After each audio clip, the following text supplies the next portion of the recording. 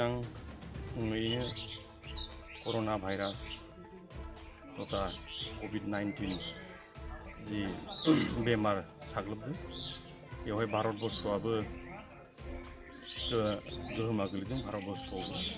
आरो दासिमहालागै आसामाव जायाखैब्लाबो आसामावबो बिनि थाखाय सांग्रांथि लाबोनानै दिनै 8 सान जाबाय लकडाउन डिक्लेयार खालामनाया। दा बे लकडाउननि समाव गोबां रायजो राजाफ्रानो बिसेसै जायफ्रा दिन हाजिरा मावनानै जाग्रा थेला रिक्सा सालायनानै जाग्रा हाजिरा मुजिरा मावनानै जाग्रा बिथांमोननि थाखाय बिराद माने नैबे 8 साना खोब दुखु गोनां जादों। दा बिथांमोननो जोङो सरकारनिफ्राय रेसन जानायनि आदार होनांगौ होननानै दिनैहाय उदालगुरि डिस्ट्रिक्ट डिसि बिथांनि थ्रुयै जोङो दाबि दैखांदों आरो दा बावैनो बेखौ सेन्ट्रेल गभर्नमेन्टनिफ्राय जितु डिक्लेयार खालामखाबाय आरो बियो साप्लाय हरबाय होननानै बुंदों साननैसोनि गेजेरावनो फैसिगोन सेन्ट्रेल गभर्नमेन्टनिफ्राय होननानै जों बेखौ मिथिनो मोनदों। नाथाय बिनि गेजेरावनो माखासे राजनितिक फलानफ्रा बिसेसकै BPFनि जायफोर सासनाव थानाय पार्टिनि मानसि PCDC मेम्बार चेयारमेनफ्रा जोंनि समबाय एजेन्ट बा डिस्ट्रिबिउटर डिलारफोरनियाव थांनानै माने रेशन कार्डनि नाम्बार आरो जायहा रेशन कार्ड दं बिसोरनि फेमिलि मेम्बार्स आरो जायफ्रा रेशन कार्ड गैया बिसोरखौबो नाम थिखांनानै हाग्रामानिफ्राय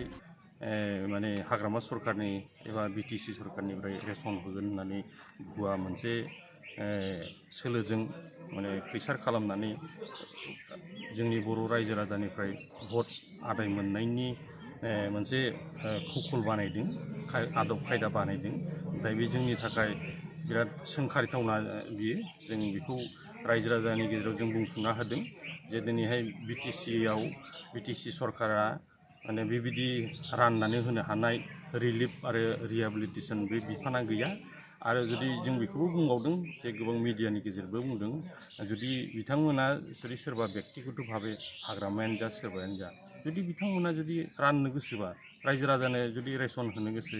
जि जोम होनो गोसो बेखौ डाइरेक्ट स्टेटआव जितु रिलिफ फाना दं रिलिफ आरो रिहेबिलिटेसन फाना दं बेयाव दान होबानो जायो। दिनैहाय जों गोबां माने आसामावबो जोंहा बे बर'नि गेजेराव सुदां ब्रह्म होननाय जोंहा क'क्राझारनि सासे ठिकादार बेबो माने आसामनि चिफ मिनिस्टार रिलिफ फान्डआव हरदों आरो बिदिनो जोंहा फिल्मनि माखासे स्टार एक्टरफ्रा होदों खेलारुफ्रा होदों गोबां कम्पानि मालिकफ्रा होदों बिदि हाग्रामा बिथांमोनहाबो जुदि गभर्नमेन्टनो जुदि होनो गोसोबा रायजो राजानो होनो गोसोबा स्टेटनि relief and rehabilitation G fund दं बेयाव होनो हायो। नाथाय जोंनि बर' रायजो राजा बा जोंजों थाफानाय माखासे जनसाधारनफोरखौ दा जेनेबा दा इलेक्सनाव मोखाङाव थानायखाय बिनि थ्रुयैनो जाहाथे रेशन होनो होननानै लिस्ट बानायनायजों माने BPFआव भट हो होननानै बुंबाय थानायखौ जों दिनै नुनो मोनदों। दा बेखौ मैया 29 थारिखमोन मैया आंनि समस्ति 37 नं धनस्रि समस्तियावबो आमिनपारा होननायाव सासे BPFनि मेम्बारा नाम लिस्ट खालामबाय थादोंमोन अलरेडि बेखौ डिसिनो कमप्लेनबो खालामनाय जाबाय आरो दा बेखौ डिसिआ एक्सन लागोन होननानैबो होसोलांदों आरो बेल' नङा दा गोबां गामिफ्रावनो दा गामि हाबनानै बिसोरनि मेम्बार चेयारमेनफ्रा बेबायदि भुवा मोनसे माने थगायनायजों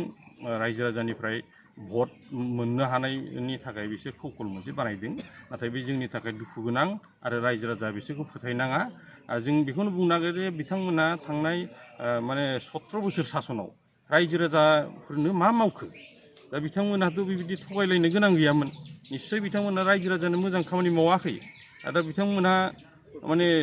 दिनै कर'ना भाइरास बा COVID-19 जि भाइरास बेमार जि हाबदों बेयाव बिथांमोना रिलिफ आरो माबा होनो गोसोब्ला बिसोरनो जुदि जानाय लोंनाय आदार जुदि जगायनो गोसोब्ला बिथांमोनखौ सोर बादा होनो रावबोथ' बादा होनो हाया डाइरेक्ट बे प्रफेसनेलाव होबानो जायो गभर्नमेन्टनो हो स्टेट गभर्नमेन्टनो हो रिलिफ एन्ड रिहेबिलिटेसन फान्डआव हो माने बेखौ जों खालामनो हायो।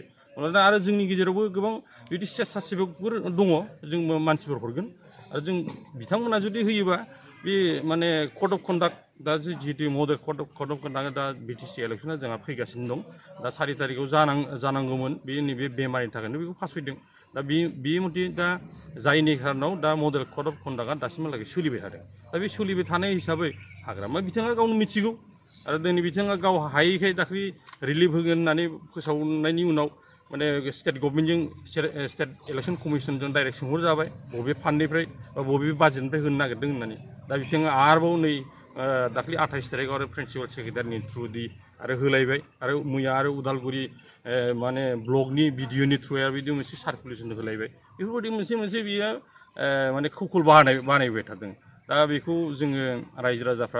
रायजो राजाजों लोगोसे जों इउपिपिएल दला जोबोद सांग्रां भाबै जों नोजोर लाखिदों ओंखायनो रायजो राजाया जाहाथे थगायजाया बिनि थाखाय आङो रायजो राजा नोंथांमोनजों आङो खावलायनो थाबाय आरो दिनै जि लकडाउन बे लकडाउनाव आङो रायजो राजानिसिम मोनसे खावलायहरनो सानो जे सरकारा जि लकडाउन खालामदों बे कर'ना भाइरास स्प्रेड जानायखौ होबथानो थाखाय बे जोंनि बेमारनि थाखाय जोंखौ बेमारनि थाखाय होबथानो थाखायसो जों जाहाथे बेरामनिफ्राय बासायनो हायो बिनि थाखाय गासैबो रायजो राजा नोंथांमोना पालन खालामनांगौ थानांगौ न'आव थानांगौ आरो गोजोनै थानांगौ रैखायै थानांगौ बे थांखिखौ लानानै सरकार जिथु होदों ओंखायनो साफ्रोमबो रायजो राजा नोंथांमोना जे सरकारनि आदेश बा हुकुमखौ मानियो आं बेखिनिखौ खावलायहरनाय थाबाय